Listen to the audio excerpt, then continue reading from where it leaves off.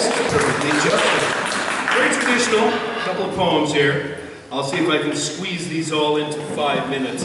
Everyone here know Pablo Neruda, the great Chilean poet? Yeah. He died, and there was controversy over how he died. They were going to exhume his bones and test them for poison. And a poetry group I joined and said, let's write Pablo Neruda poems. And they were so beautiful and reverent. So I put in, I dig Neruda's bones.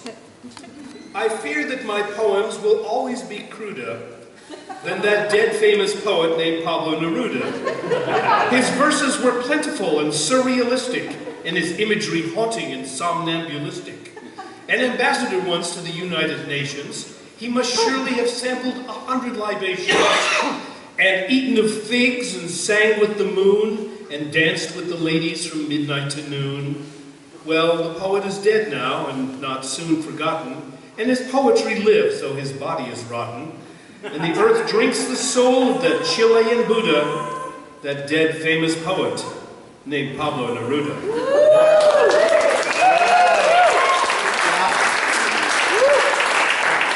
Okay, a friend of mine was an ecdysiast for a while. One of my favorite words, very W.C. Fields word, comes from the Greek word ecdysis, to remove the covering like the snake sheds its skin. So an ecdysiast is a stripper. There once was a lazy ecdysiast who thought that her job was the easiest. She'd take off her clothes and thereby expose herself to the men who were sleaziest. There once was a happy ecdysiast whose job made her mom feel the queasiest. But mom, she'd explain, it causes no pain, and the tips that I get are the easiest.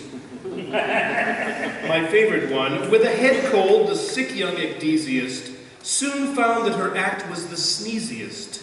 She made her choose wearing only her shoes, but her tips from that night were the measliest. One more here. Oh yes.